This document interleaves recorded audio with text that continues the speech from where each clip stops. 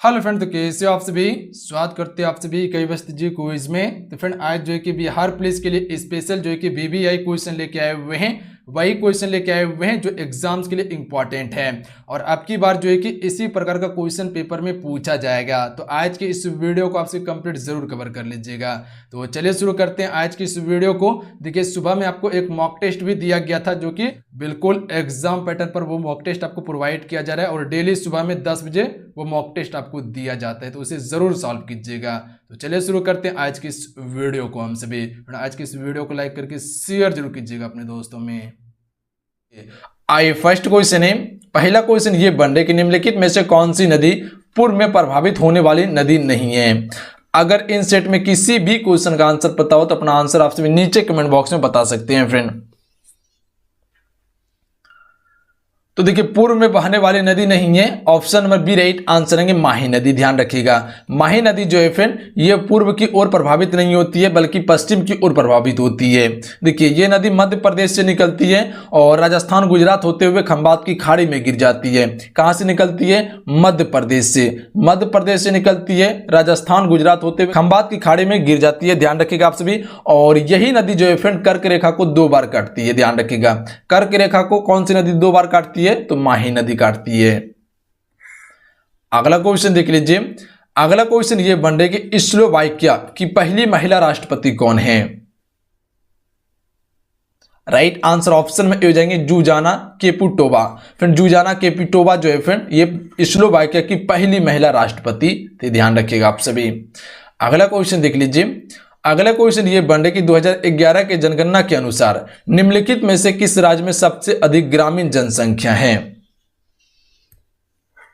तो 2011 के जनगणना के अनुसार सबसे अधिक ग्रामीण जनसंख्या जो है वो उत्तर प्रदेश का है, यानी कि यूपी का सबसे अधिक ग्रामीण जनसंख्या है। ध्यान रखिएगा आप सभी। आइए अगला क्वेश्चन कर लेते हैं फ्रेंड। मौद्रिक नीति का संचालन की जिम्मेदारी किसके साथ नहीं? तो इसका right answer option number B हो जाएंगे भारतीय रिजर्व बैंक के साथ नहीं थे। ध्यान रखिएगा आप सभी। आरबीआई के साथ हैं। मौद्रिक नीति का संचालन की जिम्मेदारी किसके साथ नहीं थे? भारतीय रिजर्व बैंक के साथ। फिर आप सबको पता ना चाहिए इसे बैंकों का बैंक भी कहा जाता है।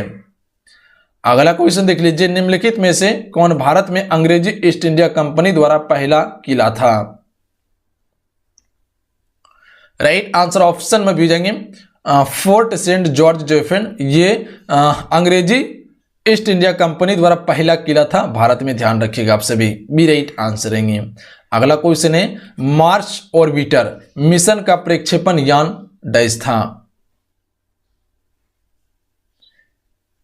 तो right answer option number C हो जाएंगे PSLV C-25 था। ध्यान रखिएगा आप सभी। कौन सा था? PSLV C-25। अगला क्वेश्चन है लेंस की शक्ति का SI डैश है। तो फिर आप सबको पता होंगे कि लेंस की शक्ति का SI मात्रक जो होता है वो क्या होता है? डायोप्टर होता है। Option number C right answer है। अगला क्वेश्चन है कि निम्नलिखित में से किस राज्य में सबसे लंबी तटरेखा है। तो फिर आप सबको पता होना चाहिए कि सबसे लंबी तटरेखा वाला राज्य जो है वो कौन सा राज्य है? गुजरात है। ध्यान रखिएगा ये गुजरात का क्षेत्र है और इसकी सबसे लंबी तटरेखा है। ध्यान रखिएगा समुद्र से ज्यादा सीमा साझा करता है गुजरात। उसके बाद दूसरा नंबर पे कौन सा आता है? दूसरा नंबर पे आंध्र प्रदेश आता है, जो कि आंध्र प्रदेश ये क्षेत्र में पड़ता है, पूर्वी क्षेत्र में। ध्यान रखिएगा। और गुजरात जो है कि पश्चिमी क्षेत्र में है। इसका राइट आंसर क्या हो जाएंगे? गुजरात हो जाएंगे। Option number D. अगला क्वेश्चन है राष्ट्रीय हीरा संस्थान कहां स्थित है। तो राष्ट्रीय हीरा संस्थान जो है फ्रेंड ये गुजरात में ही स्थित है। ध्यान रखिएगा आप सभी। अगला क्वेश्चन देख लीजिए। भारत में राष्ट्रीय आपातकाल कितनी बार घोषित किया गया है।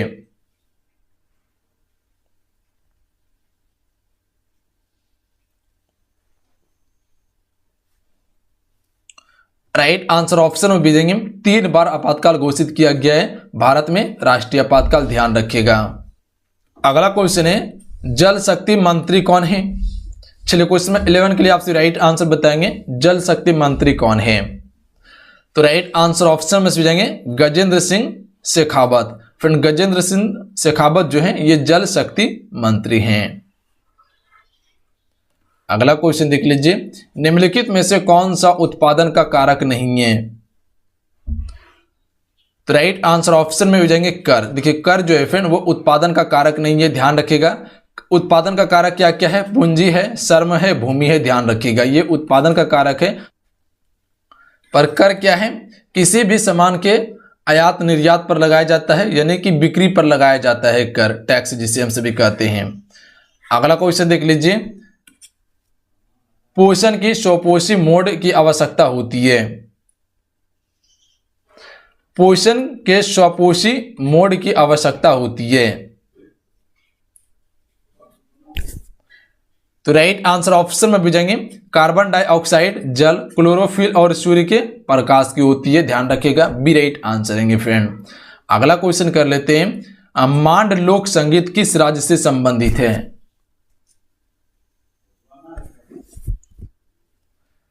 तो देखिए मांड लोक संगीत जो है फ्रेंड ये किस राज्य का है? Right answer option number D हो जाएंगे राजस्थान का संगीत है, ध्यान रखिएगा, मांड लोक संगीत। तो याद रखिएगा किस राज्य का है? राजस्थान का है। उत्तर प्रदेश का सबसे फेमस लोक नृत्य जो है फ्रेंड वो कौन सा है? तो याद रखिएगा आप सभी कथक है, जिसे हम सभी शास्त्रीय नृत्य भी कहते हैं। अगला क्वेश्चन देख लीजिए, शब्द का समूह गायन किससे संबंधित है? तो राइट आंसर ऑप्शन में जाएंगे गुरु पूरब से संबंधित है शब्द का समूह गायन। अगला क्वेश्चन देख लीजिए, अगला क्वेश्चन ये बन रहा है कि भारत में राष्ट्रीय आंदोलन के संदर्भ में पूना संधि कब हस्ताक्षरित किया गया था? तो फिर आपको पता होना चाहिए कि पूना संधि पर जो हस्ताक्षरित हुआ था वो किसके बीच में हुआ था? महात्मा गांधी और अंबेडकर के बीच में हुआ था, ध्यान रखिएगा आप सभी।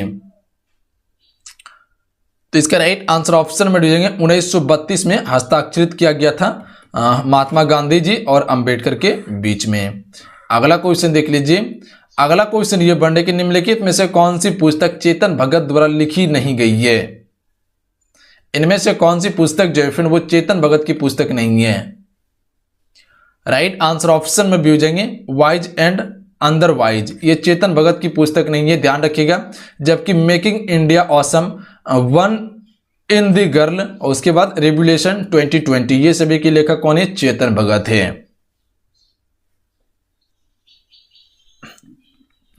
वाइज एंड अदरवाइज पुस्तक जो लिखी गई है वो किसके द्वारा लिखी गई है? सुधा मूर्ति के द्वारा लिखी गई है, ध्यान रखिएगा आप सभी।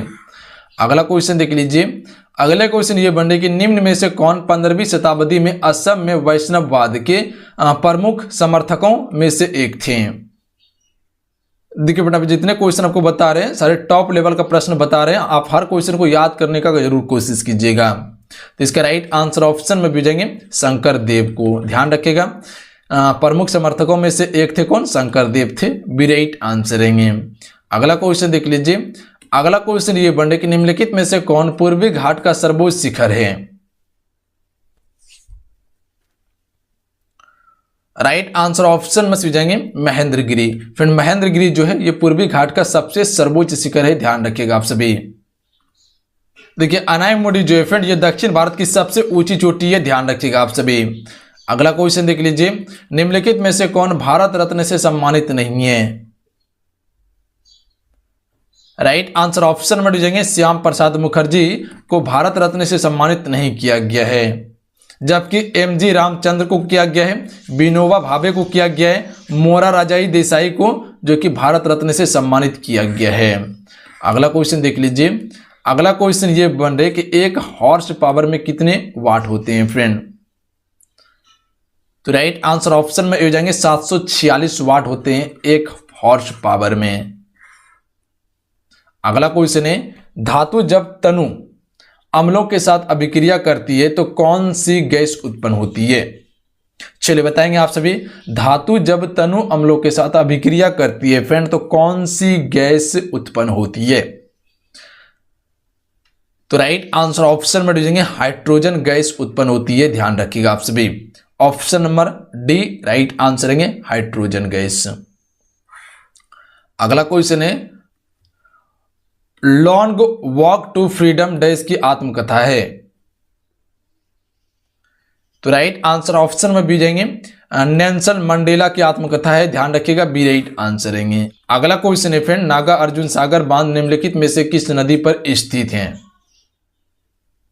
डी राइट आंसर है, कृष्णा नदी पर स्थित है नागार्जुन सागर बांध। अगला क्वेश्चन है, निम्नलिखित में से कौन 20,000 अंतरराष्ट्रीय रन तक पहुंचने वाले सबसे तेज बल्लेबाज बन गए हैं?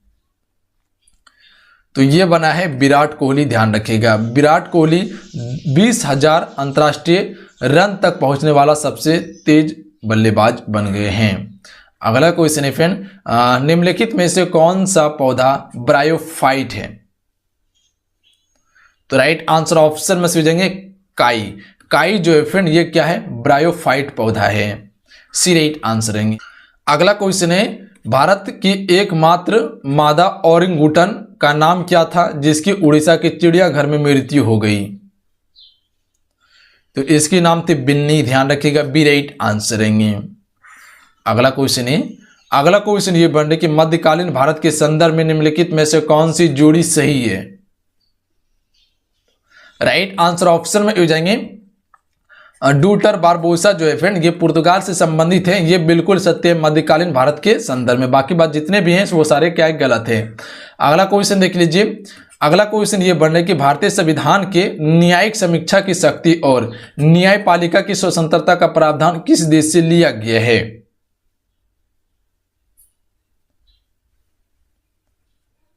Right answer option number D जाएंगे यूएसए देश से लिया गया, यानी कि संयुक्त राज्य अमेरिका देश से लिया गया है। क्या क्या? न्यायिक समीक्षा की शक्ति और न्यायपालिका की स्वतंत्रता का प्रावधान। Option number D right answer है। अगला क्वेश्चन है, बैंक ऑफ बड़ौदा का मुख्यालय कहां स्थित है? तो यह स्थित है बड़ौदा में ही। ध्यान रखिएगा आप सभी।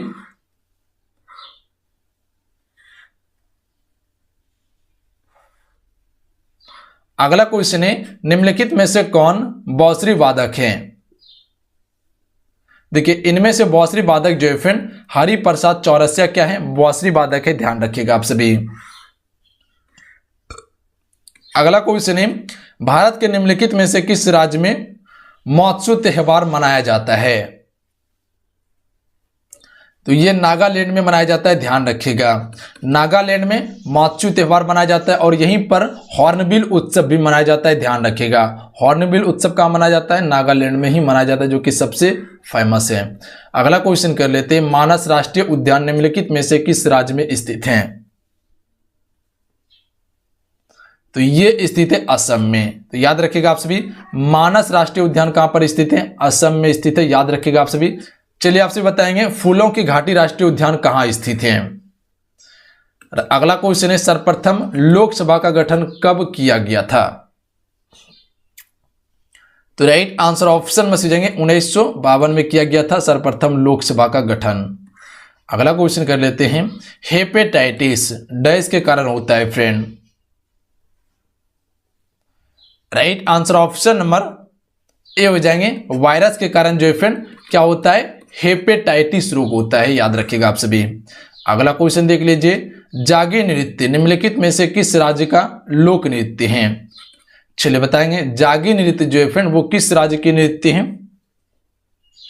राइट आंसर ऑप्शन में से जाएंगे मणिपुर के नृत्य। ध्यान रखिएगा, जागी नृत्य है। अगला क्वेश्चन है, प्रधानमंत्री आवास योजना ग्रामीण का उद्देश्य कब तक सभी के लिए आवास का प्राप्त करना है? तो देखिए प्रधानमंत्री आवास योजना का जो आवास प्राप्त करना था वो 2022 तक था। ध्यान रखिएगा आप सभी। इस योजना में क्या करता है? तो प्रधानमंत्री की तरफ जो है कि जिसको अगर आवास बनाना है तो उसे लोन दिया जाता है। ध्यान रखिएगा, जो कि अगर 6 लाख लगभग 6 लाख का लोन दिया जाता है 2% इंटरेस्ट पे, जो कि सालाना ब्याज रहता है 2%।